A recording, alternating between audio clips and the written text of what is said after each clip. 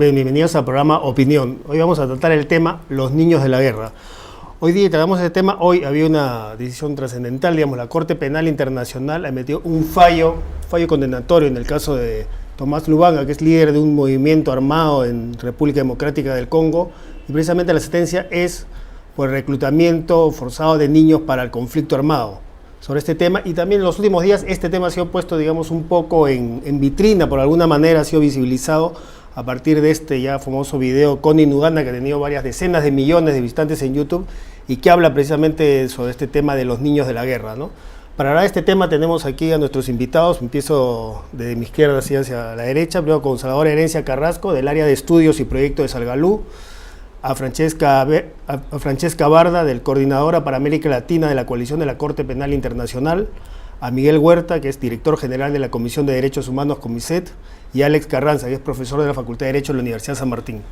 Nosotros empezamos el diálogo hoy y quisiera empezar el diálogo con Francesca, ¿no? Sobre este fallo de la Corte Penal Internacional hoy día, que tengo entendido más es el primer fallo de la Corte Penal, que es precisamente sobre este tema de reclutamiento forzado de niños. ¿En qué contexto se da este fallo y cuál es la trascendencia que tiene este fallo? Bueno, muchas gracias por la invitación. Creo que, como mencionas, esto es una sentencia muy importante, la sentencia de Tomás Lubanga Dilo, que ha condenado a este señor por el crimen de guerra de alistar y reclutar a niños menores de 15 años y hacerlos participar en las hostilidades en el marco del conflicto armado interno en la República Democrática del Congo en el periodo comprendido entre el 2002 y el 2003. Tomás Lubanga era el líder de la Unión Patriótica Congolesa, que es un grupo que ha sido acusado de perpetrar terribles atrocidades, incluidos tortura, violaciones, incluso tiene el infame título de caracterizar al ejército que movilizaba como ejército de niños, ¿no?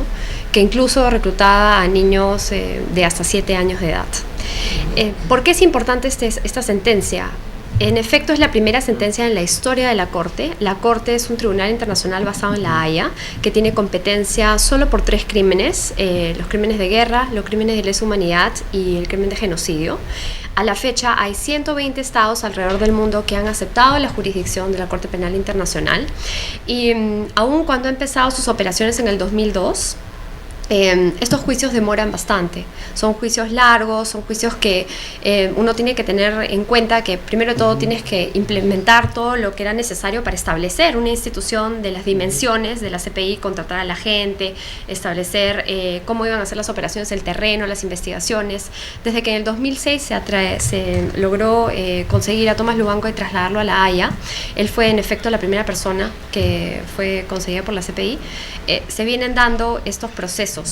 Con esta sentencia, lo que la Corte ha logrado es establecerse, primero de todo, como una institución que está acá para perdurar, que va a permanecer en el tiempo, que marca un importante desarrollo en el sentido de que va a establecer parámetros jurisprudenciales, y con esta sentencia que visibiliza en particular el crimen de reclutamiento forzoso para niños, eleva a una escala superior este particular delito y logra que pueda existir una reflexión sobre la naturaleza tan perversa del delito y las implicancias tan graves que tiene en el desarrollo de la vida de los niños.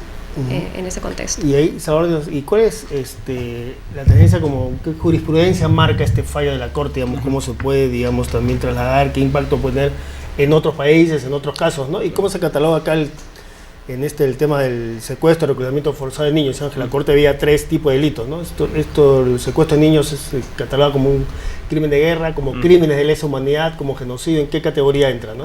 Bien, gracias, Carlos. Bueno, este es el proceso contra Tomás Lubanga, es específicamente el reclutamiento de niños como un crimen de guerra, sea tanto en conflicto armado internacional como conflicto armado interno. Entonces, y en el caso concreto de Tomás Lubanga, el proceso llevado a cabo en la Corte ha sido por haber reclutado niños tanto en conflicto armado internacional como en un conflicto interno, lo que demuestra lo que entonces es la práctica sistemática en la perpetración de este crimen y violación de los convenios de Ginebra y el artículo 8 del Estatuto de Roma. Algo que es importante mencionar es que la República Democrática del Congo tiene un conflicto armado que se originó en 1998 y hasta la fecha se tiene estimado que son 5.4 millones de personas que han fallecido en este conflicto. O sea, si nosotros vemos la gravedad de lo que ocurrió en nuestro país con las 69.000 víctimas de acuerdo al informe de la Comisión de la Verdad y Reconciliación, imagínense lo que puede ser para un país la sistematicidad y la escala generalizada de los crímenes que se han cometido en dicho país.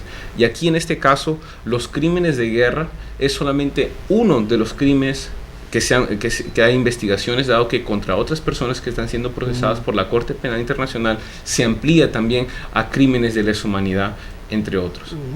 ¿Cuál es la importancia del tema? La importancia del tema es que como bien lo había dicho Francesca, esta es la primera sentencia donde se trata exclusivamente sobre la responsabilidad penal internacional de personas en el reclutamiento de niños soldados. Entonces, esto de por sí ya es un hecho significativo, dado que si bien hay un protocolo de la Convención de los Derechos del Niño que prohíbe el reclutamiento de menores de 18 años, hasta la fecha no había una sentencia que establezca los parámetros internacionales y las obligaciones del Estado y de cualquier parte en este tipo de temas. Un punto muy importante que ha sido objeto de discusión ha sido el concepto de participar activamente. Entonces, y en este caso, la sentencia que fue publicada a las 3 de la mañana, hora de nuestro país. Todavía está sentencia caliente. Son 624 páginas y está disponible en la página web para los que quieran leerla.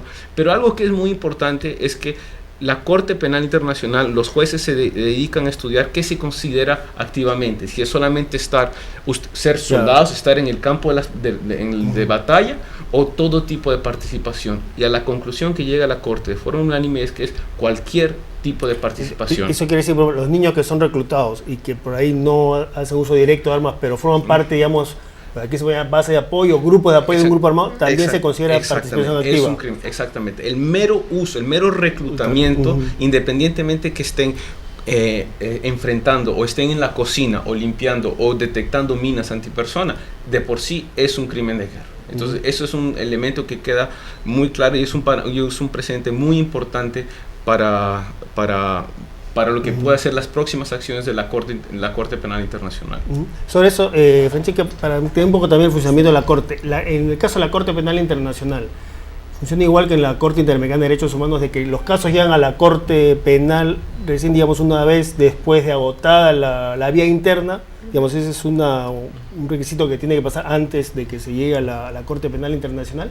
Y podemos ver qué otros casos importantes están, digamos, en la Corte. Bueno, la mayoría son sobre todo de conflictos armados, temas vinculados a países de África, ¿no? Aunque en el caso de América Latina tengo entendido que, por ejemplo, Colombia está bajo observación de la Corte, ¿no? Bueno, es una pregunta muy importante, creo, entender el funcionamiento de la CPI. La CPI no funciona como la Corte Interamericana de Derechos Humanos. Es importante reconocer de que el principio base que rige el operar de la Corte Penal Internacional es el principio de la complementariedad, por la cual la CPI debe ser considerada como una extensión de las jurisdicciones nacionales de un país. La Corte solamente puede conocer de un caso en la situación de que un país no pueda o no quiera proceder a nivel nacional a juzgar o investigar esos crímenes. Entonces, no se tiene que cumplir el requisito de agotamiento de todos los recursos internos, porque estás hablando de una extensión del sistema nacional, o sea, no funciona bajo ese modelo. O sea, un Estado puede denunciar a una persona directamente ante la Corte Penal Internacional. Por ejemplo, puede haber una denuncia. No es que se denuncia un caso en particular, lo que se remite es una situación. Entonces, ¿qué significa eso? En el contexto de una situación grave en un país, un Estado puede remitir su situación individual, es decir, puede hacer una autorremisión de su caso bajo cumpliendo el requisito de que no puede o no quiere proceder a nivel nacional. Se lo podría remitir a la Corte para que la Corte considere si cumple con los requisitos estatutorios de se han perpetrado los crímenes sobre los cuales tiene jurisdicción, crímenes de guerra, crímenes de lesa humanidad y genocidio. Después se ha perpetrado en el marco temporal sobre el cual la Corte tiene jurisdicción, que solo y exclusivamente a partir del 1 de julio del 2002. Esta Corte no es retroactiva, es una Corte que mira hacia el futuro. Y 3, ha sido perpetrado los crímenes en cuestión por un nacional de un Estado aparte o se han dado los crímenes en el territorio de un Estado aparte. Cuando la Corte considera una situación que le ha sido remitida. No es como que la Corte dice, bueno, a mí me remitieron solamente el caso de Lubanga, entonces yo solamente voy a ver Lubanga. La Corte evalúa la integridad de la situación y sobre esa base, después de hacer un análisis profundo, determina qué casos va a perseguir. Pero los casos tampoco es que tienen que ser representativos. No es como que la Corte va a decir, bueno, voy a agarrar un caso de guerrilla, un caso de Estado, un caso de paramilitar, y así tengo contentos a todos. Los casos que la Corte decide perseguir son aquellos que considera que tienen la mayor responsabilidad, la mayor gravedad. Me has preguntado también ¿Cuáles son otros casos? Claro, sí. Antes de completar, para completar solamente esa idea, algo que sí te quisiera decir es que los requisitos que estaba enumerando no aplican en el caso de que sea el Consejo de Seguridad de las Naciones Unidas el que remita la situación a la CPI. En ese caso no se tiene que cumplir el requisito de que el crimen se haya perpetrado en el territorio de un Estado parte o por un Estado parte. Entonces es el único, la única ¿Puede excepción. ahí la Corte ver un caso que ocurre en un Estado, aunque este Estado no sea parte de la Corte? Por ejemplo, el caso de Libia. El caso de Libia fue remitido por el Consejo de Seguridad, dado de que se consideraba que se estaban violando las normas contenidas en el capítulo 7 de la Carta de las Naciones Unidas, donde se está quebrantando la paz y la seguridad internacional.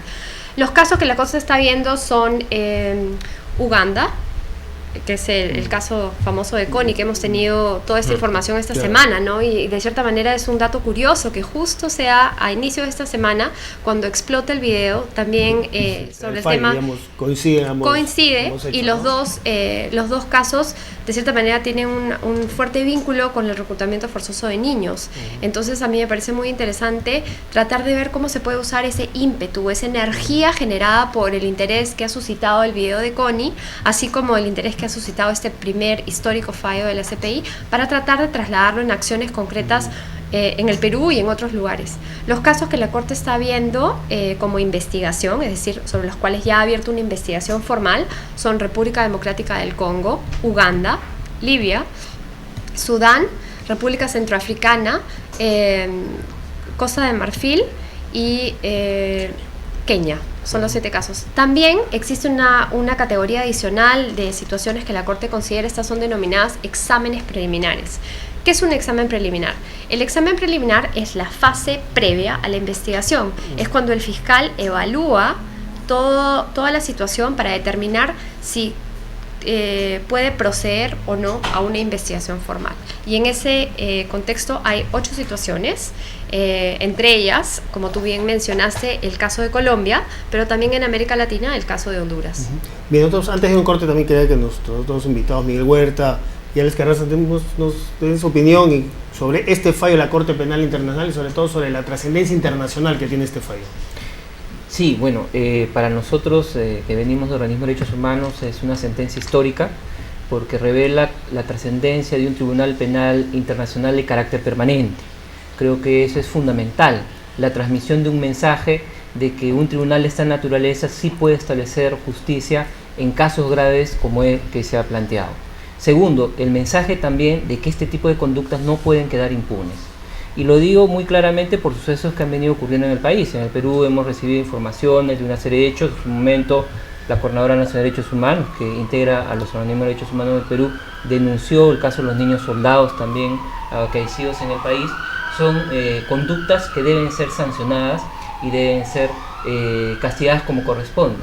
Pero también hay la necesidad, y ahí nosotros estamos postulando, la adopción de una norma para que incorpore en nuestro Código Penal una figura adecuada para juzgar estas conductas, que es el caso de reclutamiento y alistamiento forzado, ¿no? Esa conducta todavía no está en nuestra legislación interna y ese es un tema que debemos nosotros resolver prontamente en el Perú. Sí, vamos a entrar en el siguiente bloque también a analizar un poco la situación en el Perú sobre este tema, ¿no?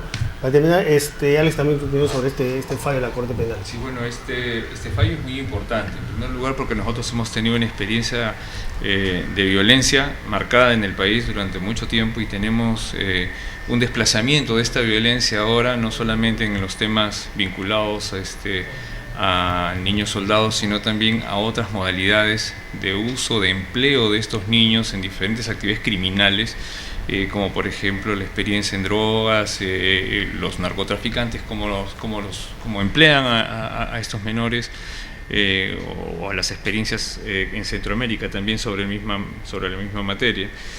Pero desde el punto de vista internacional, nosotros como país nos fortalece la línea de saber que se está formando ya una institucionalidad sólida internacional con la CPI, y además nos está brindando un marco jurisprudencial y criterioso para elaborar o para plasmar en la implementación de estos criterios jurisprudenciales en una futura legislación nuestra a nivel nacional, que resulta siendo imperativa y urgente. Ahora, es importante también, como lo había manifestado Salvador, tomar contacto con el criterio de la fórmula abierta de la participación de estos menores, de estos niños en escenarios de conflicto. Me parece a mí absolutamente importante, porque acá no entramos a ver los escenarios de violencia, porque puede ser que no lo estén, pero basta que los menores estén inmersos dentro de este escenario para poder entrar a aplicar la norma. De ahí la urgencia de la implementación de los tratados internacionales o de los criterios establecidos en la jurisprudencia a efectos de crear una legislación nacional que garantice una adecuada persecución de estos crímenes. Bien, muchas gracias. Nosotros vamos a ir a un breve corte y regresamos con el programa. Les recordamos que pueden enviarnos también sus comentarios, preguntas a través del chat.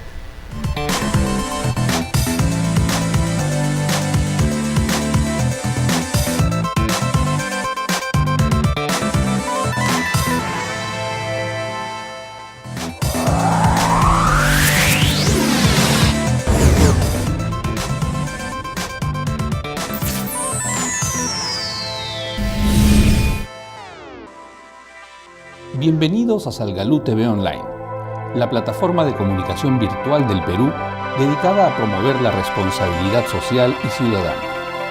Nuestro moderno sistema de transmisión online streaming crea una red virtual de comunicación, permitiendo a todos acceder fácilmente y participar. Utilizando el chat, las llamadas o llamadas virtuales, podrás estar en contacto con nuestros programas en vivo. Conviértete en protagonista de esta voz y diálogo a favor del desarrollo equitativo de nuestro país. Aquí, en Salgalú TV Online. Comunicación que nos acerca.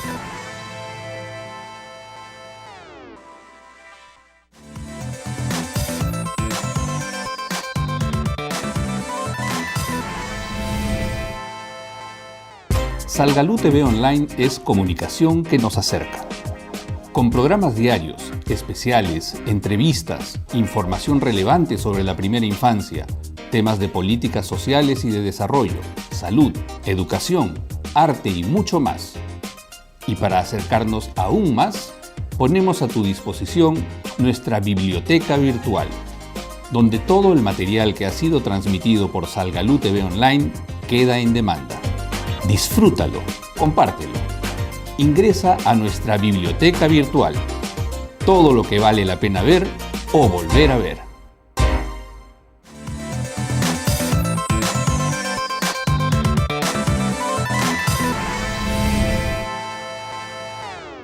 ¿Sabías que en el Perú hay más de 3,5 millones de niños menores de 5 años?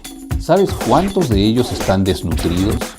¿Cuántos reciben educación inicial? ¿Cuántos viven en hogares sin luz ni agua potable? ¿Cuánto de presupuesto se asigna para solucionar estos problemas? ¿Y sabes cuánto se ejecuta? Esta información y muchos otros datos relevantes están en el Infobarómetro de la Primera Infancia, una herramienta virtual que muestra estadísticas con rostro humano a nivel nacional, regional, provincial y distrital. ¿Quiénes son? ¿Cuántos son? ¿Dónde están? ¿Qué hacer? Ingresa al Infobarómetro de la Primera Infancia para conocer la realidad de los niños y niñas de 0 a 5 años de nuestro país, para tomar decisiones acertadas, para apoyar, para demandar y vigilar que se cumplan los compromisos. Infobarómetro de la Primera Infancia.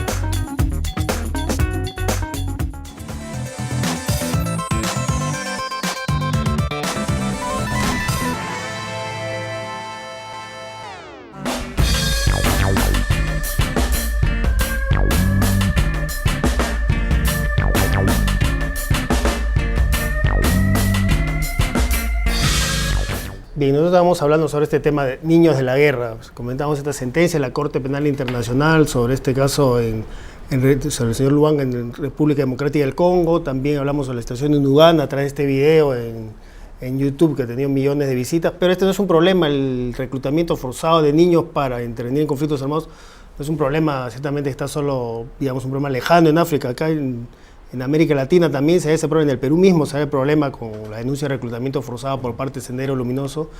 Y Colombia es un país donde este problema, digamos, es bastante grave. Hay por parte de reclutamiento, por un lado, desde los distintos grupos guerrilleros, la FARC, el ELN y grupos paramilitares. También hacen esta práctica de reclutamiento de niños para el conflicto armado. Precisamente para hablar sobre el tema de Colombia, cuál es la situación de Colombia y también sobre este fallo de la Corte Penal y cómo puede de alguna manera influir en situaciones como la de Colombia. Hemos conversado vía Skype desde Nueva York con Paula Delgado Klin, que es bloguera y que trabaja precisamente el tema de cómo visibilizar la situación del conflicto armado en Colombia. Entonces veamos la entrevista que grabamos hace un rato, más temprano, con Paula Delgado.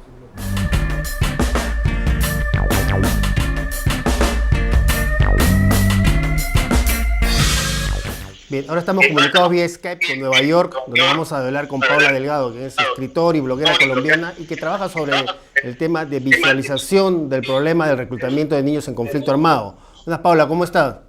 Hola, ¿cómo están? Quería comenzar este diálogo preguntándole, hoy día se conoció este fallo de la Corte Penal Internacional que condena a Tomás Lubanga, que es líder de un grupo regular armado en República Democrática del Congo, precisamente por el reclutamiento de niños para el conflicto armado. Quería preguntarles cuál es su opinión de este fallo y cuál es la trascendencia internacional de este fallo que condena el reclutamiento de niños para conflictos armados. Sí, la sentencia del señor Lubanga es una victoria y da a mostrar que el uso de los niños en las filas de los grupos armados es un tipo de esclavitud de nuestros tiempos. A la edad en que estos niños ingresaron a los grupos armados, no son capaces de hacer sus propias decisiones y el señor Lubanga les robó la niñez. Y es posible que nunca lleguen a ser adultos felices y aceptados por la sociedad. ¿Y cuál es la trascendencia que va a tener este fallo a nivel internacional para casos similares? Bueno, estoy pensando en particular en el caso de Colombia. En los últimos 9 años, el Instituto Colombiano de Bienestar Familiar, que es el Ministerio de los Niños y las Mujeres, ha atendido 2.034 niños y 928 niñas que una vez pertenecieron a los grupos armados, a la FARC, al ELN o a los grupos paramilitares. Ahora, y en esta situación en Colombia que se da, como dice, reclutamiento de niños tanto por grupos guerrilleros como por grupos paramilitares, y tengo entendido también en algún momento había denuncias de esto respecto a las Fuerzas Armadas de Colombia, ¿no? ¿Qué se está haciendo ahí en Colombia, digamos, para enfrentar este problema del reclutamiento ilegal de niños para conflictos armados?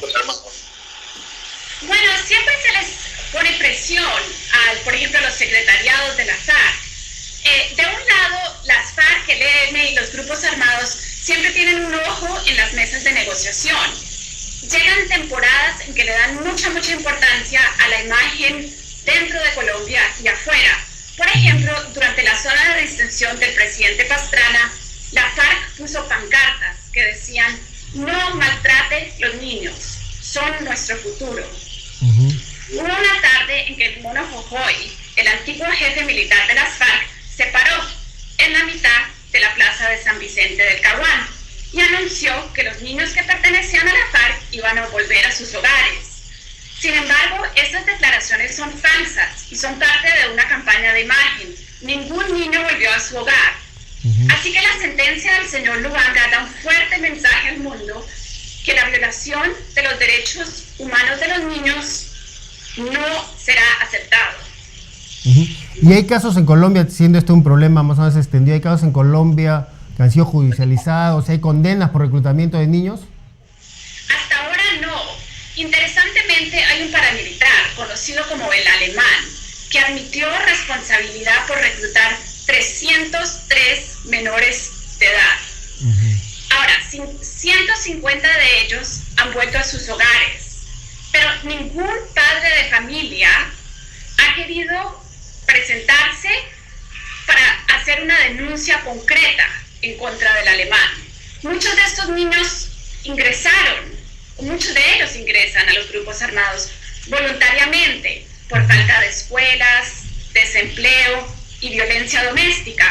Así que hasta que esas cosas se resuelvan, es difícil que la misma gente que está dentro de los grupos se dé cuenta que hay alternativas para sus hijos. Bueno, y también ahí puede darse el caso de temor a la denuncia, ¿no? La pregunta es, desde el Estado, ¿qué se está haciendo el Estado para enfrentar este problema? Y si en el pasado por lo menos han habido también denuncias de uso de niños en las Fuerzas Armadas, ¿no? Si este problema, digamos, se mantiene vigente o ya el Estado, digamos, ha logrado, digamos, evitar que se sigan reclutando niños también en las Fuerzas Armadas. ¿Y qué se está haciendo en todo caso del gobierno para enfrentar este problema? Bueno, a mí me parece que el gobierno está trabajando más en el tema de reinserción de los niños, de la desmovilización, a través del Ministerio Colombiano de Bienestar Familiar. De la manera en que el gobierno está tratando el tema es de una forma más macro, con la ley de las víctimas, en que le devuelve la tierra a la gente, a los campesinos cuyas tierras han sido robadas. Entonces empezar a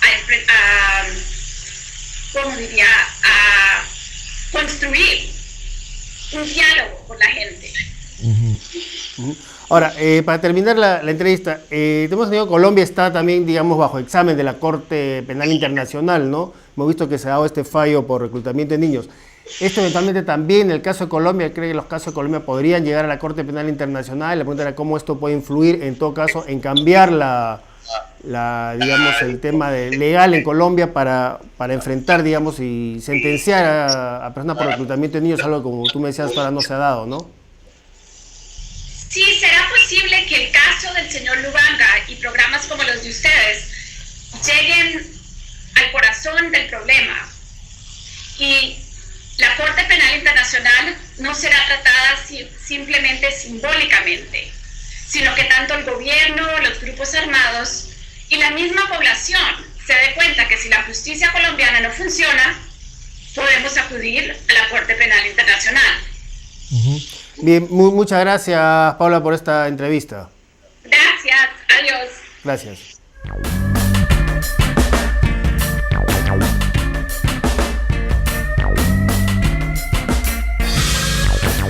Bien, esa fue la entrevista con Paula Delgado desde Nueva York sobre la situación en Colombia, ¿okay? Con nuestros invitados, Miguel Huerta. Es el poco de hablar de la situación en Colombia, ¿no? En el Perú también se da esta situación, hemos visto, de reclutamiento forzado de niños. Hay denuncias respecto al reclutamiento forzado de niñas por parte de Sendero Luminoso, aunque tengo entendido no hay, digamos, registros, cifras oficiales sobre el tema. ¿Cuál es realmente la situación? Porque lo poco que se conoce creo es a través de las denuncias periodísticas, ¿no? Exactamente. Bueno, hubo un periodo en el que la situación era mucho más crítica, que fue el periodo del conflicto armado que vivimos en la década del 80 y el 90. Pero actualmente la información que se ha venido dando en los últimos años es de hechos registrados en la zona del BRAE, no tanto de la zona del Guayaga, sino de la zona del BRAE, en que la columna que ha quedado de lo que fue Sendero Luminoso, aunque han tratado de marcar distancias del otro grupo, ha realizado este tipo de actos. Y eso han salido principalmente estas denuncias a través de medios de comunicación.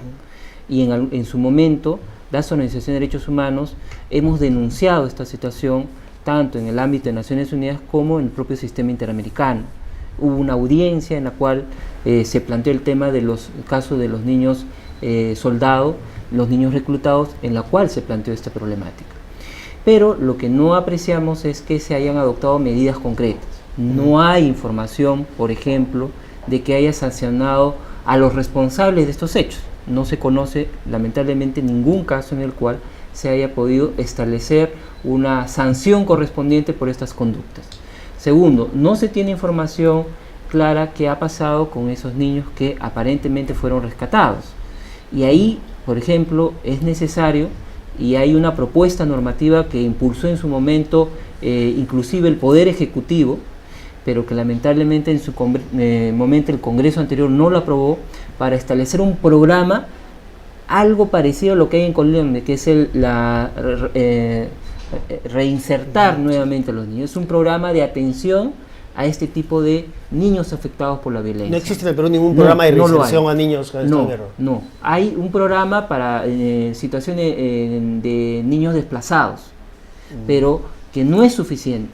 Entonces, la propuesta que nació en su momento de la CONADI, que es la Comisión Nacional de Estudio y Aplicación del Derecho Internacional Humanitario, que lo preside el Ministerio de Justicia y en la cual sociedad civil tiene presencia con un representante, planteó perfeccionar ese programa y establecer que también vea la situación de los niños reclutados y los niños alistados. Lamentablemente la propuesta quedó pendiente. El Ejecutivo en su momento lo remitió al Congreso el año pasado, pero el Congreso concluía sus funciones en julio del año pasado. Ahora tenemos conocimiento que la CONADI está nuevamente haciendo los trabajos para reactivar esa propuesta. Nosotros creemos que es fundamental que esa propuesta nuevamente sea planteada por el Poder Ejecutivo ante el Congreso y sea aprobada.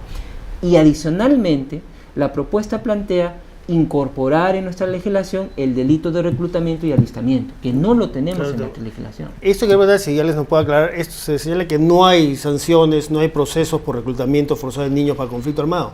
Esto se debe a un vacío legal, es un problema de legislación, digamos, lo que están faltando es leyes que realmente sancionen el reclutamiento de niños, ya sea como delito, como crimen de guerra, como delito de lesa humanidad. ¿Cómo se sanciona ahora? Simplemente, digamos, tendrían que procederse como secuestro agravado. Efectivamente, es imperativo contar con una norma interna, con una norma de desarrollo que contemple diversas acciones, no solamente la descripción típica del delito, del crimen, sino también un poco echar a andar con los planes. Una vez es focalizado el punto, determinado los niños. Lamentablemente en zonas alejadas como el BRAE, los registros no se tienen, no tenemos un quantum. En la época de la violencia subversiva tampoco existe un quantum, tampoco una identificación cierta para poder criminalizar, para poder establecer el sujeto activo del delito, etc. Fallos como el de la Corte nos permiten establecer criterios e instituciones como la CPI nos permiten a nosotros salir de un estado de impunidad en algunos temas, pero y ir a instituciones sólidas que puedan finalmente garantizar la persecución de estos individuos, ¿no? Claro, ahora, pero la legislación actual no permite en todo caso procesar, digamos, se les podría procesar, como dicen, por secuestro, pero no se les permite no se les puede procesar por crímenes, digamos, de guerra, crímenes de lesa humanidad, por este hecho. Exacto, así es. Y, digamos, hay recomendaciones del protocolo de la Convención del Derecho del Niño para que todos los estados, protocolo que además el Perú ha firmado, ratificado, etcétera, que los estados adopten acciones específicas respecto a este problema de reclutamiento de niños, ¿no? Acciones que tienen que ver desde adoptar una legislación, digamos, que reprime este tema hasta políticas de reinserción. Digamos, el Perú no está cumpliendo entonces con lo que le toca en esta parte del protocolo, hasta ahora por lo menos. No está cumpliendo lamentablemente en este momento sobre este dispositivo, que es muy importante y este es un problema que, como bien Miguel y Alex han mencionado, no hay datos oficiales. El Estado no sabe cuántos son, entonces nos volvemos de cierta forma al problema del infobarómetro, ¿no? Si no sabemos cuántos niños son, cuál es el estimativo, no se puede establecer una política pública concreta para la reinserción de estos niños. Y aquí hay que ser muy claros, o sea, estamos hablando de niños que son reclutados desde los 8 años y a partir de los 12 ya pueden estar estando en enfrentamientos con la fuerza pública de nuestro país. Entonces es el marco de edad que debemos tener en cuenta. El Perú ha ratificado el protocolo adicional de la Convención sobre los Derechos de Niños que adopta medidas administrativas, de política pública y legislativas para sancionar este tipo de acciones. Y algo que sería positivo es que el Perú tiene que presentar a finales de este año su segundo examen periódico universal ante los Consejos de Derechos Humanos de las Naciones Unidas, y sería algo muy positivo que en este tiempo el Perú pueda adoptar programas y medidas legislativas para decir que por lo menos en este aspecto concreto se están cumpliendo con los compromisos internacionales adquiridos por el país y tener una mayor investigación con lo que hace Sendero en el BRAE. Son aproximadamente, de acuerdo con datos de diversos medios de comunicación, que se estima que desde los 2.100 efectivos de Sendero Luminoso, número aproximado, cerca de 1.000 serían niños y niñas. Entonces estamos hablando de casi la mitad del cuerpo de Sendero Luminoso son niños y niñas soldados. Algo preocupante. Sobre esto, antes de ir al corte, Francesca, este fallo de la Corte Penal Internacional, tú dices que debe utilizarse este fallo y también, digamos, un poco el revuelo, el impacto que ha causado este video sobre la situación en Uganda para, digamos, empujar una mayor visibilización del tema. ¿Cómo a partir de este fallo, digamos, puede servir también como jurisprudencia, servir para empezar, digamos, a adoptar una legislación interna sobre el tema que se vaya adecuando a la legislación internacional, ¿no? Creo realmente que una de las cosas más importantes es de que también exista, también se acepte de que este es un delito que no solamente sucede en África, ¿no? A veces siempre los informes, como el video de Connie o la sentencia de Lubanga, nos hacen pensar de que esto está aislado, es algo que uno no tiene ningún tipo de conexión. Acá en el Perú, realmente eso quizás de repente sucedió durante el periodo del conflicto armado interno, pero ahora ya no. Creo que el primer paso es aceptar de que hay un déficit informativo sobre lo que está sucediendo en el BRAE, pero que sin duda alguna la información con la que se cuenta apunta claramente a que esta es una práctica que continúa, que perdura en el tiempo, cuyos efectos, como ya hemos discutido anteriormente, son a largo plazo. Esto es la etapa, como tú sabrás, más vulnerable para los niños, y ese déficit educacional en términos de salud, los impactos psicológicos que pueden sufrir, es muy difícil resarcir esos años después.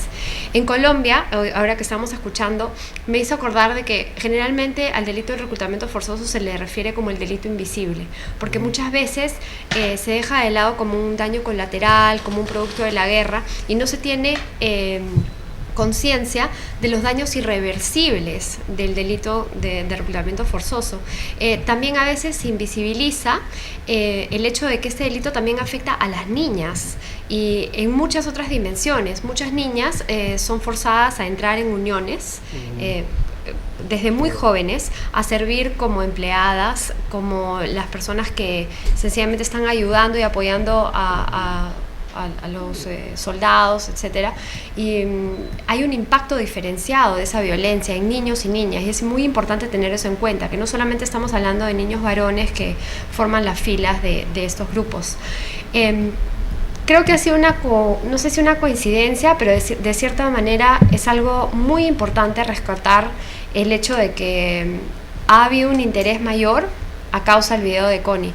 80 millones de personas alrededor del mundo viendo un documental de 30 minutos sobre Joseph Kony, un criminal de guerra en África, sobre los terribles acontecimientos del Ejército de Resistencia del Señor, aun cuando existen muchas discrepancias respecto a la veracidad de los hechos incluidos en el video, sobre los objetivos concretos de la organización, etc. No hay duda de que hoy en día, el caso más conocido de la Corte Penal Internacional a nivel mundial es evidentemente, gracias al video, el caso de Uganda.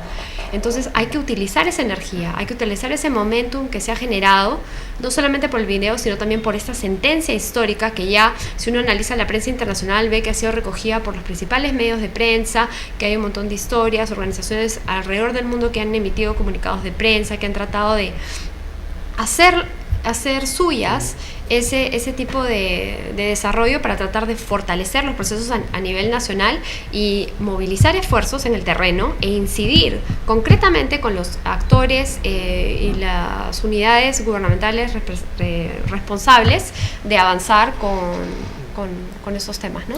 Bien, no vamos a hacer un corte, después seguimos hablando sobre esta situación, y como esa fecha no solamente es un tema lejano a África, sino de aquí, y sobre esta situación de reclutamiento forzado de niños en la guerra en el Perú, qué es lo que está pasando, que ya habíamos hablado un poco, y sobre todo qué es lo que se tiene que hacer, qué se debe hacer frente a este tema, ¿no? Entonces nosotros tomamos un breve corte y regresamos.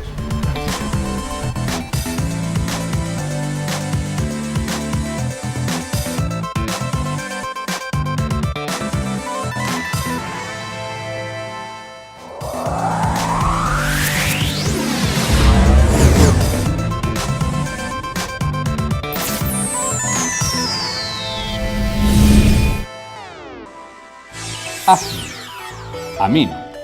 Los Reporteros. Tu programa de los viernes a las 4 de la tarde. Un análisis fresco sobre diversos temas relacionados con la primera infancia. Reportajes, informes y entrevistas en la calle. En su secuencia Yo Voluntario, conocerás la labor social que realizan otros jóvenes en favor de un desarrollo más justo de nuestro país. Los reporteros. Aquí, en Salgalú TV Online. Comunicación que nos acerca.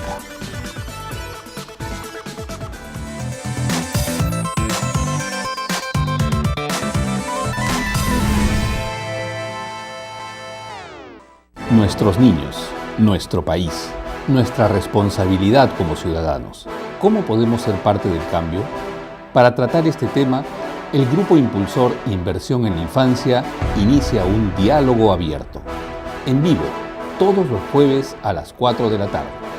Participa en el debate con tus comentarios, preguntas y opiniones, sin miedo a ser feliz. Diálogo abierto en Salgalú TV Online. Comunicación que nos acerca.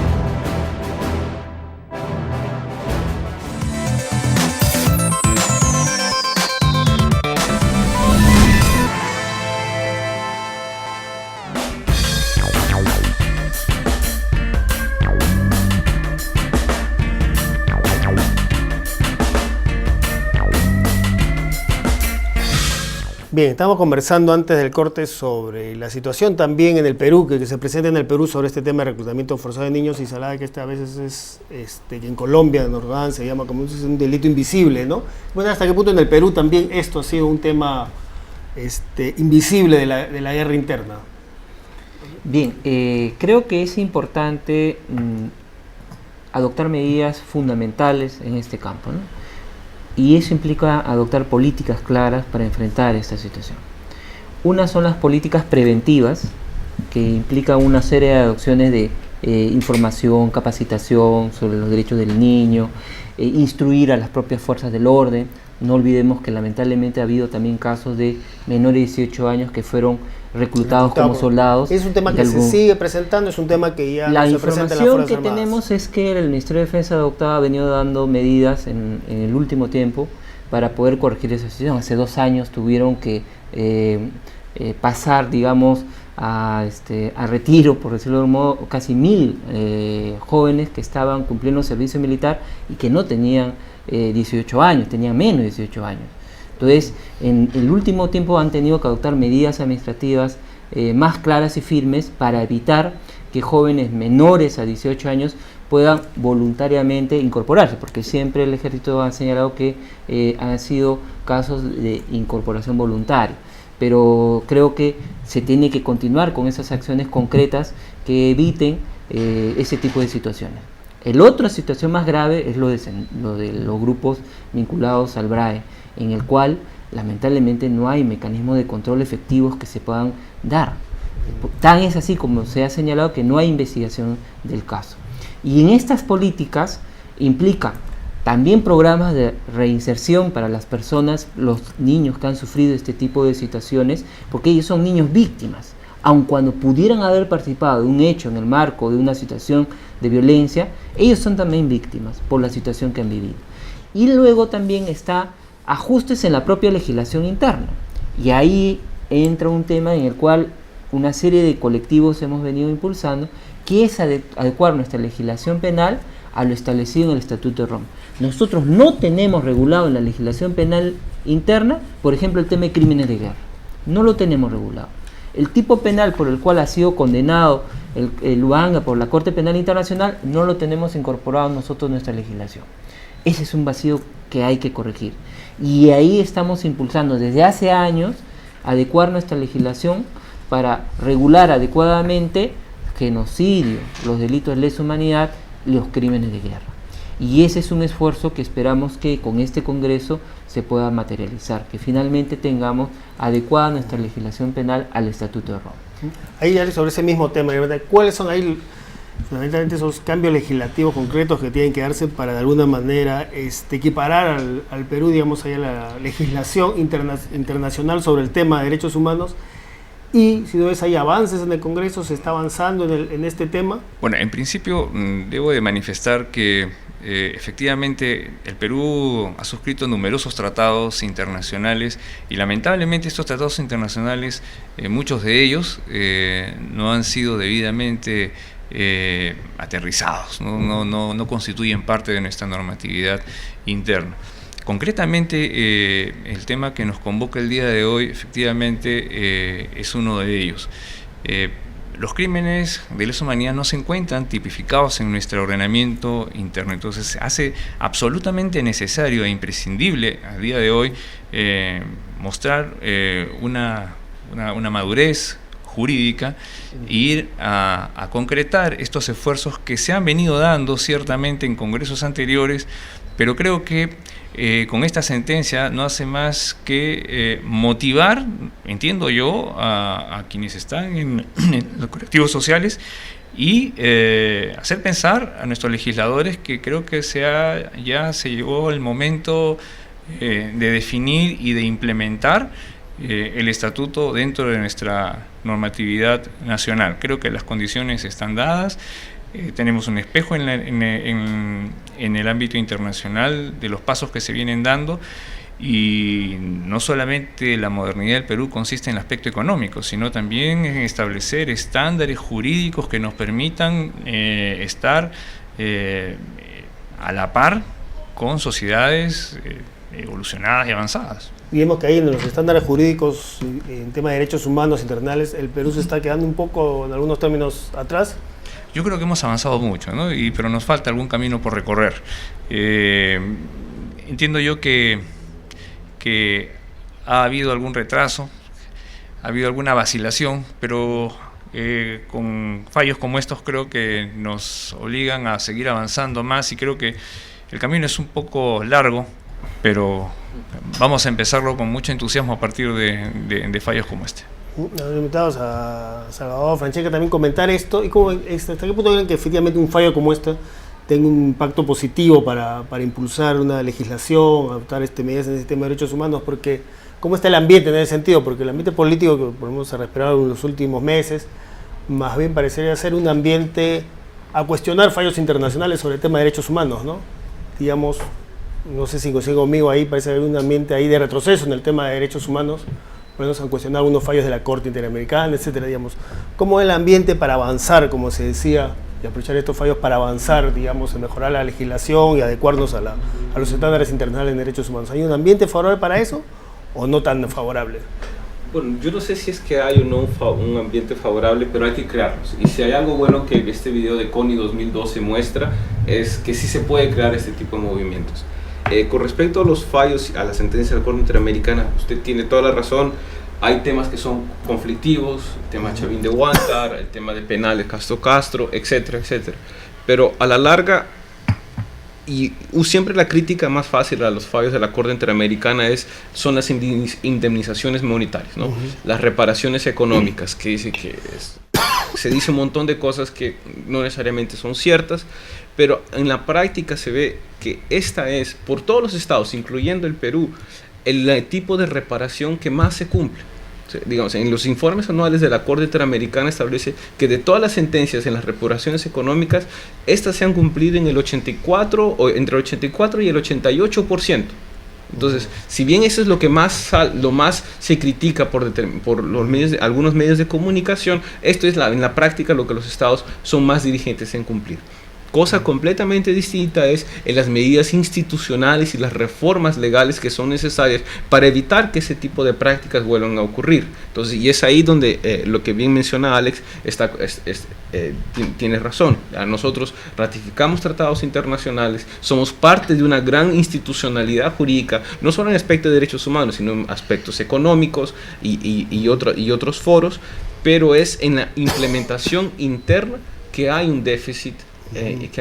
Y aquí solamente es en este punto una precisión, que cualquier implementación que se haga frente a la implementación del Estatuto de Roma para tipificar genocidio y crímenes de guerra es para el futuro. O sea, digamos, lo que ocurrió en nuestro país en el pasado un poco más lejano no tiene ninguna aplicación. Entonces, cuando hablamos de implementación de estos crímenes internacionales es pensando una legislación que no tiene en estos momentos no tendría una aplicación práctica para algunos casos dentro de nuestro país, y más pensando en la cooperación de los estados. Ahí en ese caso, por ejemplo, en el caso, Francesca, del reclutamiento forzado de niños, digamos, una legislación a partir de ahora en este tema no tendría como ese efecto retroactivo, o sea, no se podría juzgar, digamos, lo que ha ocurrido, lo que está ocurriendo hasta ahora, este reclutamiento forzado de niños para el conflicto interno. Digamos, sería una legislación que empezaría a correr desde el momento que se ponga hacia adelante. Bueno, son dos cosas, ¿no? O corre la legislación desde el momento de la existencia de que Perú ratifica la Corte Penal, ingreso a la Corte Penal Internacional. Bueno, primero de todo, la Corte en sí no es retroactiva. La Corte solamente tiene jurisdicción a partir del 1 de julio del 2002. Entonces, eso es un hecho. Claro, esa es la barrera, a partir del 2002 a en partir adelante. del 2002 adelante. Ahora, si implementan una legislación, o sea, si se adopta una nueva legislación en el Perú, entonces esa legislación, o sea, es diferente a la legislación de la Corte, ¿no es cierto? O sea, tiene otros parámetros. Se empezaría a investigar a través de la tipificación de esos crímenes lo que está sucediendo. Para aclarar un punto, en el caso del reclutamiento de niños, la legislación peruana considera niños, adolescentes, también el Código de Derecho del Niño, hasta los 18 años, tengo entendido. Tengo entendido que el Estatuto de Roma, la Corte, digamos, pone ha bajado un poco ahí la valla en el sentido y considera niños desde menores de 15 años para abajo, ¿no? Es decir, entre 16 y 18 años, digamos, no está penado por la Corte el reclutamiento de niños, ¿es así? No, hay una aclaración.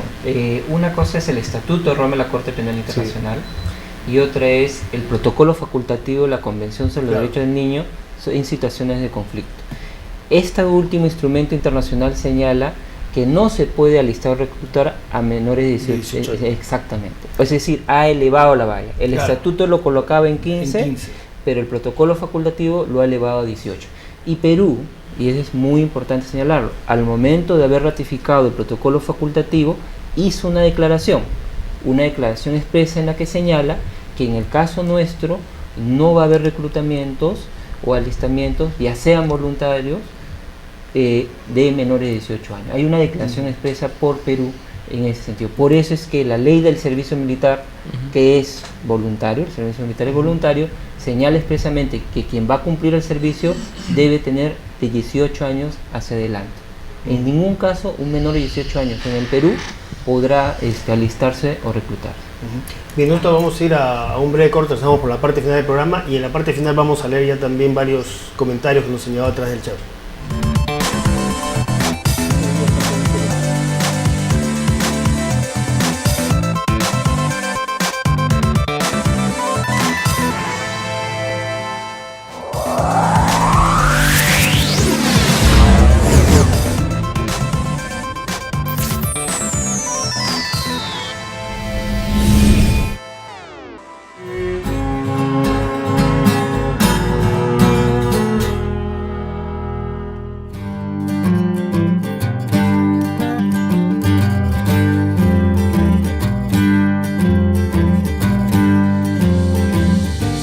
Invertir en la primera infancia es empezar la historia con el pie derecho.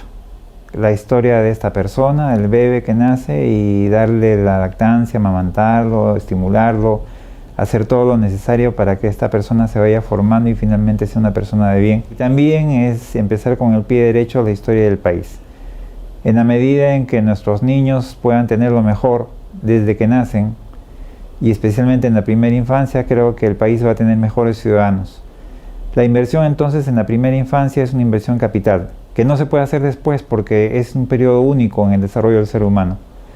Y esto incluye no solamente el quererlo, incluye también darle los cuidados que un bebé requiere a esa edad. Sobre todo alimentarlo con el pecho de la mamá, y cuando no es posible, como hacemos nosotros, darle la leche procesada en un banco de leche humana. Y por supuesto hacer una estimulación temprana que haga que este individuo, que esta persona, que este bebé finalmente desarrolle de la mejor manera.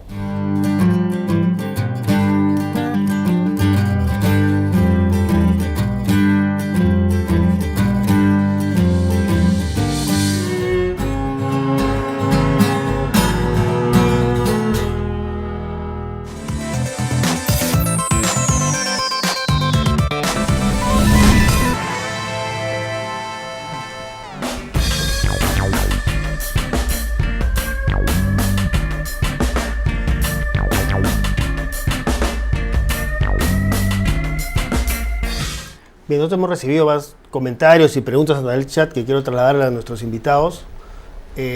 Voy a leer las varias juntas para que después ellos nos hagan sus comentarios, ¿no? Ángela Villavicencio escribe: es sumamente grave saber que estos grupos terroristas están irrumpiendo en la vida de nuestros niños. Luego María Fe escribe: lo mismo está pasando en África. El caso de Joseph Kony, que secuestra niños y fuerza a pelear en guerras, y a las niñas las utilizan como trabajadoras sexuales. Es por eso que hay un montón de jóvenes que por medio de las redes sociales están fomentando el padre de esta terrible barbarie. Esos pobres niños son mutilados y desfigurados. Es el colmo que pasa esas cosas y nadie está enterado de eso. Nosotros también deberíamos actuar. Luego Santiago escribe: muchas veces nuestra sociedad se ve obligada a entregar a sus hijos a la prostitución o a la esclavitud. Pero este problema tiene un carácter tangencial donde están convocadas las autoridades, profesores, padres de familia. Es un trabajo conjunto si queremos combatir este mal que avanza muy lentamente en nuestra sociedad, en ese bolsón de pobreza que representa más del 70% de peruanos que votaron por el actual régimen.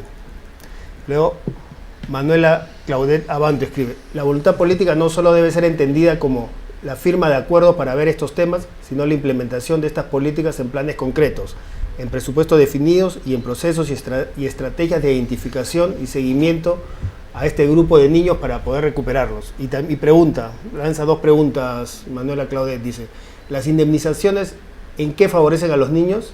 La parte emocional, ¿cómo quedan los niños cuando llegan a ser adultos? Y también pregunta: ¿qué criterios operativos se deben considerar para operar una nueva legislación en el caso del Perú en función a aspectos técnicos y presupuestales? Dejo a quien quiere para responder un poco el chat. Yo comenzaría con la última intervención del tema de la atención y tratamiento psicológico, porque el impacto que sobre estos niños tiene el nivel de violencia genera unas graves secuelas.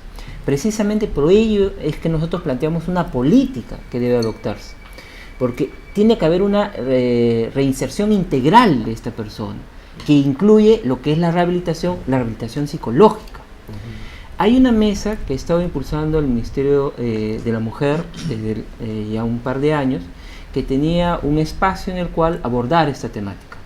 Y nosotros creemos que es muy importante que a través de ese espacio, que tiene a su cargo el MINDE, se pueda impulsar esta política integral. Por eso una política integral de atención a los niños, porque tiene que incluir también la recuperación psicológica de estos jóvenes por el impacto de la violencia que han vivido, ¿no? Yo creo que es muy importante ese último aporte que se ha planteado, ¿no? Ahora, estamos hablando desde el inicio del programa de este fallo de la Corte Penal Internacional. Quería preguntarles: ¿qué incidencia puede tener la Corte Penal Internacional, el Estatuto de Roma, etcétera, la prevención de este fallo en la realidad latinoamericana ahora? Digamos, porque el último fallo parece concentrarse un poco en la realidad de África, pero hablando de América Latina, ¿cuál es la importancia, la incidencia que puede tener este fallo y en general la Corte Penal Internacional de aquí en adelante? Dejo abierto aquí a los invitados. Bueno, definitivamente no solamente el tema queda en África o está dirigido por la localización del tema en África, sino que fundamentalmente toca a ejércitos o a escenarios latinoamericanos. Me refiero a ejércitos que se están consolidando, que están como el nuestro. Habíamos escuchado de parte de Miguel hace poco que están reorientando sus acciones, están asumiendo edades, están tomando como referentes normatividades a favor del menor, pero también están sus órganos judiciales, sus estamentos judiciales, están tomando debida cuenta de estos fallos, de manera que no solamente esto sirve para los tribunales comunes, etcétera, sino también especialmente aquella justicia militar que está cada vez más en Latinoamérica tratando de arreglarse a esta normatividad internacional. Fallos como este definitivamente obligan a repensar, obligan a reorientar los esfuerzos y además la capacitación de sus miembros en operaciones hostiles, y eso me parece importante. Si tú te das cuenta, últimamente los presupuestos en defensa, que antes no lo eran tanto, están dedicando parte importante del presupuesto, importante para lo que manejaban, a la capacitación, ¿no es cierto? Y esto es un tema muy importante, porque paso a paso se comienza con el tema de las instrucciones desde los primeros años de la vida militar, y ya se crea una cultura de respeto a la persona, de respeto al menor, de respeto a la dignidad de la persona, y de prácticas en conflictos armados nacionales o internacionales. ¿Y ves que se está operando un cambio de mentalidad? Yo creo que sí. Te comento una experiencia. En el 2004 se abren las maestrías en alianzas estratégicas de institutos armados con universidades e invitan a civiles a participar. Entonces yo he participado en una de estas experiencias y hemos estudiado con ellos y comienza a haber una apertura. Lenta, es cierto, pero la hay.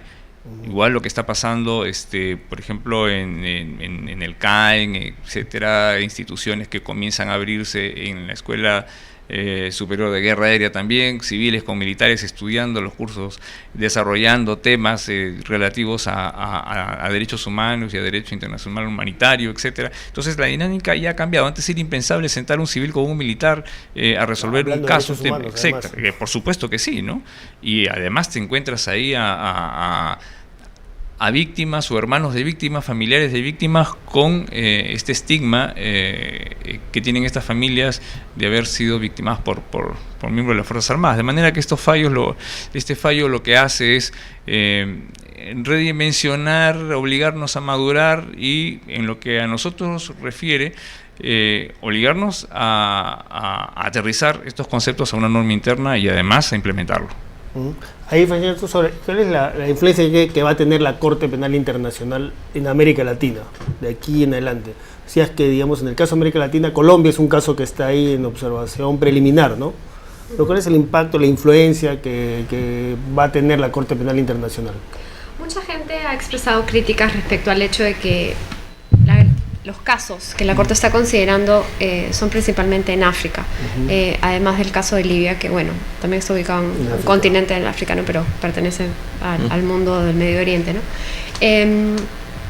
Creo importante resaltar de que la Fiscalía de la Corte también ha establecido que los criterios que guían su accionar no son criterios geográficos, que no responden necesariamente ellos a escoger un caso de cada país para sencillamente asegurar de que se transmite esta idea de que la Corte realmente es una institución universal. Sin embargo, como te digo, hay muchas personas que continúan expresando reservas y argumentando de que es imperativo de que la Corte abra investigaciones formales en otros continentes para así demostrar de que su alcance y su mirada no solamente está focalizada en ese continente, sino también que tiene un alcance mayor. Porque ahí, por ejemplo, Colombia dice que está en una investigación preliminar, pero ahí podría, digamos, hay situaciones igualmente graves de reclutamiento de niños en paramilitares, en grupos, digamos, guerrilleros. Podría también, digamos, ahí la Corte ver esos casos como está viendo el de África. Y en el caso del Perú, un caso como este de reclutamiento son casos que podrían llegar también a la Corte Penal Internacional. Bueno, como te mencioné anteriormente, a inicios de este bloque, la Corte tiene una manera de operar muy concreta, ¿no es cierto? En la fase de examen preliminar, los casos latinoamericanos, las situaciones latinoamericanas que están bajo investigación, bajo este examen preliminar, que es la fase previa, son Colombia y Honduras. En Honduras no se está analizando el tema de reclutamiento forzoso. En Colombia, evidentemente, dado la magnitud de ese conflicto y las particularidades que presenta, el reclutamiento forzoso de niños forma parte de la conflictividad de ese país, ¿no es cierto? No podría adelantarte si es parte de la investigación o no, porque las investigaciones de la CPI son confidenciales y uno no tiene acceso a esa información, ¿no? Pero uno imaginaría que forma parte del dossier que manejan. Si te digas algo que... Bueno, estaba un poco por comentar si la Corte podría, tu pregunta era si la Corte podría intervenir en Perú, concretamente, ¿no? Y creo que... Este caso, por ejemplo, de reclutamiento forzado que se sigue dando y que, digamos, es un tema que ha continuado después de la entrada en vigencia de la Corte Penal, ¿no? Bueno, la Corte, otra vez te menciono, solamente puede intervenir en un país cuando un Estado no quiere o no puede proceder a nivel nacional. Entonces, creo que, primero de todo, también la CPI evalúa una serie de consideraciones, entre las cuales destaca la gravedad de los delitos perpetrados en un contexto. La Corte tampoco analiza un delito específico. No es como que determina proceder o no abrir una investigación formal por un caso, sino lo hace sobre la base de un contexto integral, de una situación en su integridad. No te podría contestar en el sentido de decirte va a intervenir o no va a intervenir en la Corte, pero creo que es importante saber de que acá en el Perú, realmente nuestro Estado está tomando las medidas necesarias, se ha demostrado que toma las medidas, bastantes medidas para asegurar de que algunos crímenes se estén investigando, persiguiendo. Evidentemente, un primer paso que es crítico, si el Estado peruano quisiera en su momento demostrar de que tiene la voluntad de perseguir cualquier tipo de crimen que pudiera ser de competencia de la CPI, es asegurar que cuente con la legislación necesaria para poder perseguir estos crímenes, porque como comprenderás, si no existen, si los crímenes no están tipificados dentro del ordenamiento interno, ¿cómo un Estado podría argumentar de que tiene la capacidad para investigarlos a nivel nacional? Sería imposible, ¿no es cierto? Claro. Ahora, hablas de los cuestionamientos, ¿no? Te voy a preguntar, digamos, no sé quién me contesta, estos cuestionamientos sobre la Corte Penal, en este fallo que, digamos, que estamos viendo en el caso Lubanga, ¿no? Que se ha elogiado por este fallo en el tema de, digamos, reclutamiento forzado de niños, pero como dices, se analiza toda una situación. Pero el fallo ha sido, digamos, específico sobre el caso de reclutamiento de niños y por lo tanto puede haber dejado de lado, digamos, otros delitos graves, como que se haga ahí, como ejecuciones extrajudiciales, violaciones sexuales, etcétera. ¿Eso puede ser una crítica al fallo de la Corte? Creo que de hecho esa ha sido una crítica que han expresado muchas organizaciones de la sociedad civil, el hecho de que en la sentencia de Tomás Lubanga se ha enfocado exclusivamente al reclutamiento y alistamiento de niños menores de 15 años. Ahora bien, también hay que tener en cuenta de que eso es el primer caso, la primera sentencia. Eso no significa que todos los otros casos que va a considerar la CPI no vayan a visibilizar la escala de los crímenes que se perpetran en esos países, incluyendo otros crímenes particulares. Por ejemplo, en el caso de la República Centroafricana, que es una investigación que la CPI está llevando a cabo, se sabe que hay un enfoque muy particular sobre los crímenes de naturaleza sexual, los crímenes de género. También se sabe que otros de las personas que están siendo investigadas por la CPI, que están enfrentando un juicio, también hay componentes de reclutamiento, pero también hay de tortura, de graves violaciones, de un sinfín de distintos crímenes de todo tipo, ¿no?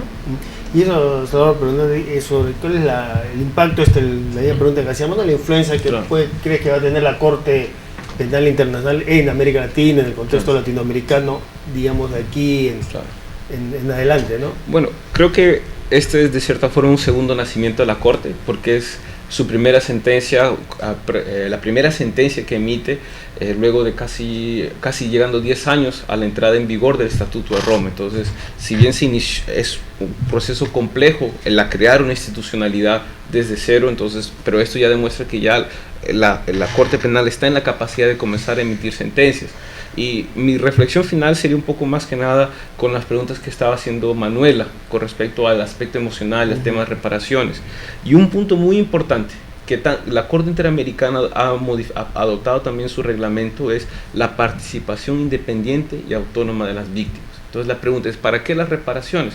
Porque las reparaciones no es solamente el aspecto pecuniario, sino que las reparaciones comprenden una serie de medidas para el tratamiento y la atención de cualquier víctima, en este caso de un crimen internacional. Entonces eso es algo muy importante. Y en el caso de Lubanga es por primera vez, si bien nosotros pensamos un proceso penal como juez, fiscalía y defensa, el modelo implementado por la Corte Penal Internacional es juez, fiscalía, defensa y víctimas. Víctimas como una parte autónoma e independiente del proceso. Y en este caso fueron 129 víctimas, especialmente niños y sus familias, que participaron en audiencias de la Corte para, lo que es más importante, contar su historia, reflexionar, decir, esto fue lo que me ocurrió, esta es mi versión. Porque las víctimas, y ese es siempre un problema que nosotros vemos, las víctimas no quieren dinero. Las víctimas no es lo último que están buscando, es una reparación económica. Eso es falso, eso es una idea que tiene que ser desterrada. Las víctimas, para ellos lo más importante son dos cosas. Uno, que su historia sea escuchada, sea oída, para que no le vuelva a pasar a nadie nunca más una situación como esa. Y en segundo lugar, que las víctimas tengan un sentido de dignidad y recupere ese elemento de ciudadanía.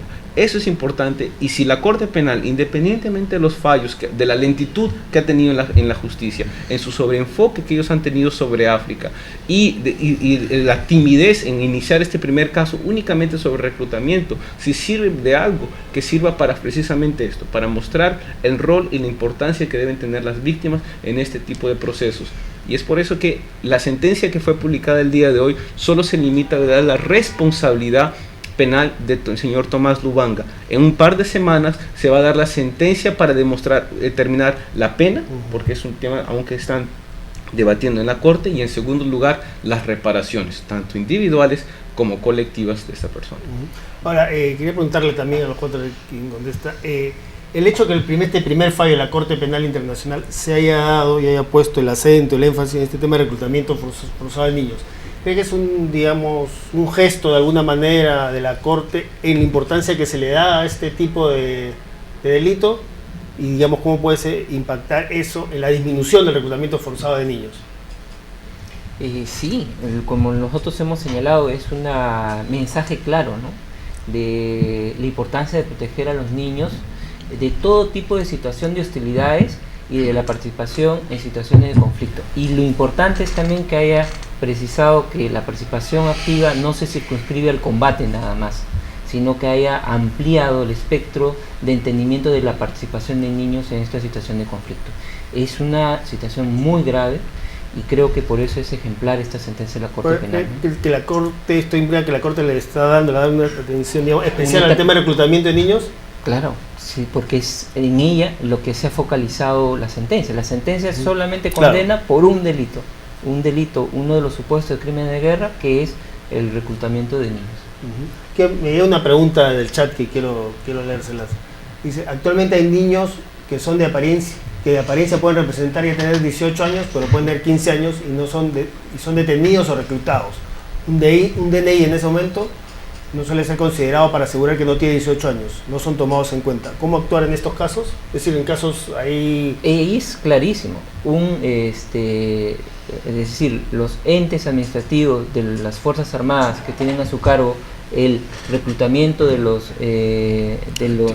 jóvenes, digo jóvenes porque tienen que ser 18 años a más, tienen que establecer las normas administrativas, las reglas administrativas para verificar que efectivamente tiene 18 años.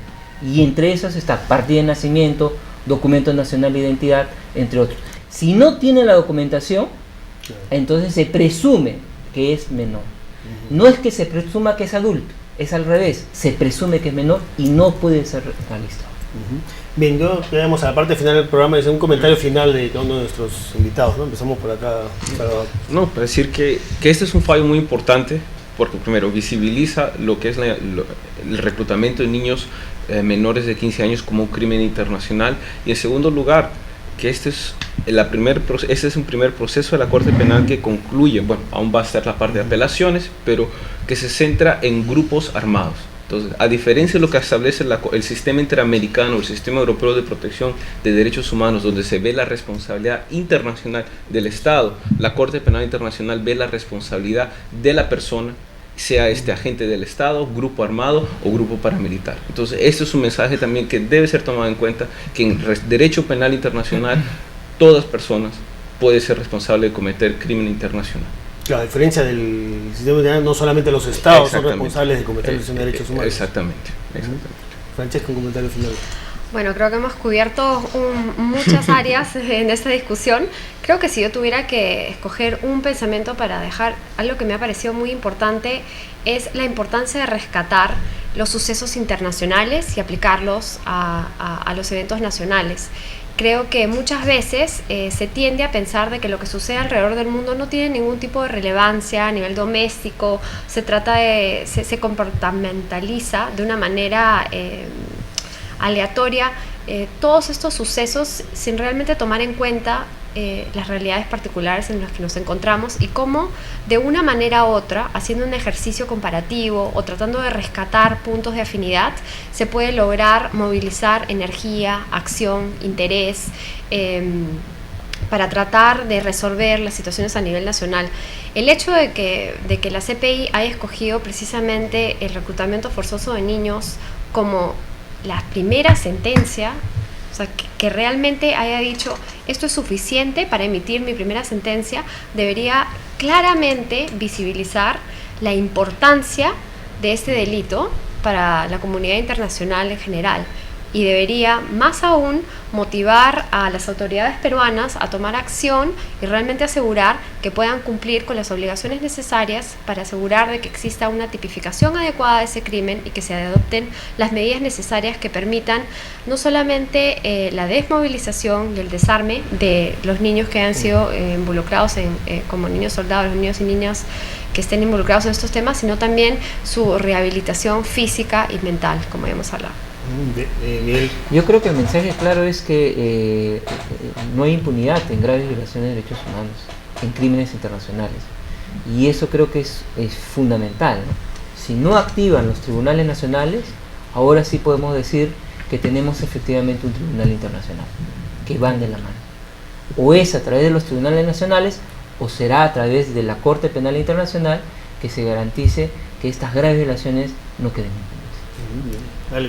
Bueno, finalmente el mundo global nos impone tareas importantes y estas tareas van a ser, en primer lugar, recoger las importantes normas internacionales y hacerlas nuestras, implementarlas. El Estatuto de Roma es un instrumento jurídico sumamente importante y debemos, a partir de esta sentencia, pensar que no estamos lejos de estos sucesos, no solamente sino otros crímenes, y que entiendo yo con estos debates y estos intercambios de ideas en el chat entre nosotros, en la comunidad académica, en las universidades, etcétera, creo que ya va siendo hora que el Congreso escuche la necesidad de plasmar en un documento esta implementación del Estatuto de Roma. Me parece importante, creo que se está madurando bastante, ya se maduró en el ámbito internacional y ahora creo que con una experiencia interna ya llegó la hora de sentarnos y conversar para que esto tenga un feliz término. Bien, muchas gracias. Le agradezco a mis invitados, a Salvador Herencia Carrasco, Francesca Barda, a Miguel Huerta y Alex Carranza por su presencia en el programa. Nosotros recordamos que el programa se repite mañana a las 11 de la mañana y mañana a las 4 de la tarde en directo una edición del programa Diálogo Abierto con una entrevista a la alcaldesa de Lima, Susana Villarán, sobre la situación de los niños en Lima. ¿Qué está pasando con los niños en la capital del país?